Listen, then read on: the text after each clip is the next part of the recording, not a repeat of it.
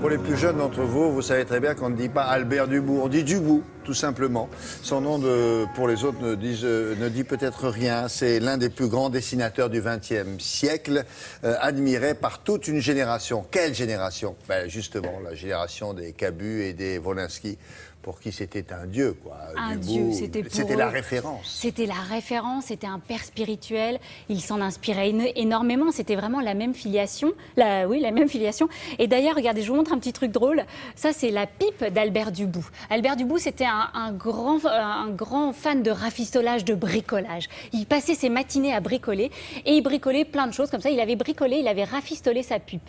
Et Wolinski, lui, s'était amusé à faire pareil avec son cigare. Regardez, on le voit sur cette photo. Donc là, sur cette photo, on voit vraiment à quel point il s'inspirait de Dubout et à quel point il l'adorait, il aimait son travail. Vous savez, c'est pas par hasard hein, s'ils sont tous fans, parce que tous les dessinateurs sont fans d'Albert Dubout. C'est pas par hasard, c'est parce que c'était... Vous avez pensé à casser sa pipe? Ouais, c'est ça. Casser sa pipe, c'est ça, voilà. Donc vous allez voir, on a rencontré le petit-fils d'Albert Dubout et vous allez voir que c'est un artiste qui a tout fait. C'est l'un des seuls dessinateurs à avoir tout fait. Il a fait du dessin de presse, c'est vraiment ça qui a fait son succès. Il a fait du dessin d'illustration, là il a fait plein de choses. Il illustrait Molière, il illustrait les San Antonio, il a illustré toutes les œuvres de Marcel Pagnol. Il a fait des toiles, de la gravure, du dessin animé. Vraiment, son œuvre est considérable. Et regardez, la publicité. Il a même fait des affiches publicitaires, bien sûr. C'était un très bon affichiste. Ouais. Et vous allez voir, on a retrouvé dans des archives des interviews de Wolinski. Il n'y avait pas une seule interview de Cabu ou de Wolinski dans tout ce que j'ai visionné sans qu'il ne parle de Albert Dubout. Regardez.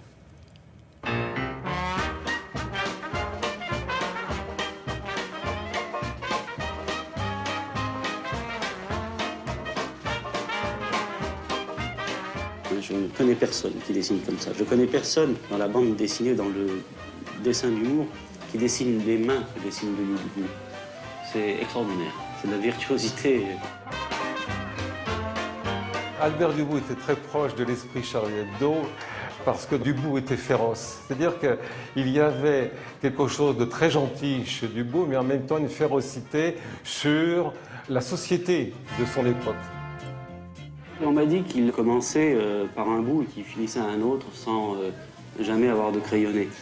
Moi, je crois que tout simplement, il faisait ça parce que dessiner, c'était la seule chose qui l'amusait. J'ai toujours dessiné, surtout à l'école. Alors là, je faisais des dessins sur les cahiers, tout ça, et tous les élèves venaient voir. Un dessin de Dubout, on le regarde. On regarde les détails. On se régale avec les détails.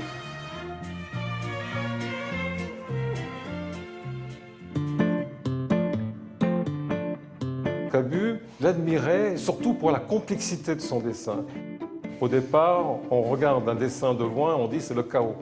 Et quand on s'en rapproche et qu'on regarde, le dessin, on s'aperçoit qu'il est extrêmement architecturé, extrêmement travaillé, et tellement travaillé que mon grand-père n'avait jamais de repentir, travaillait sans esquisse, et commençait, comme il était droitier, le dessin en haut à gauche et le terminait en bas à droite. Quand vous avez 3000 personnages sur une planche, il faut savoir exactement positionner au millimètre près chacun des personnages.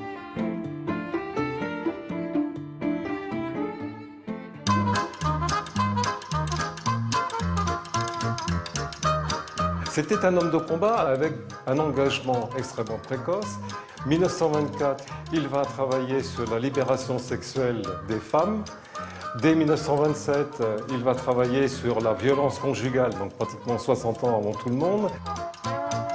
Le couple a Dubout. Au départ, la femme est méchante et martyrise son mari. Et c'est facile à comprendre qu'il ne voulait pas faire le contraire, ça n'aurait pas été drôle. Et c'est une leçon de combat pour dénoncer cette violence.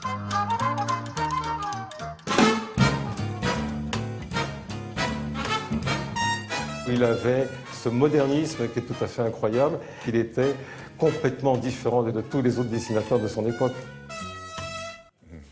Alors ça c'est typique, mais vous le savez probablement, les scènes de foule typiques de ce dessinateur-là. Et quand Wolinski parle des mains, c'est drôle parce que tous ces dessinateurs de cette époque-là parlent toujours des mains. Ils disent, il y en avait très peu qui savaient faire ça. Il y avait Dubout, il y avait Hergé. Ils étaient fascinés par ceux qui arrivaient à faire les mains. Et ces dessins de foule que vous aimez tant, il les dessinait à la loupe.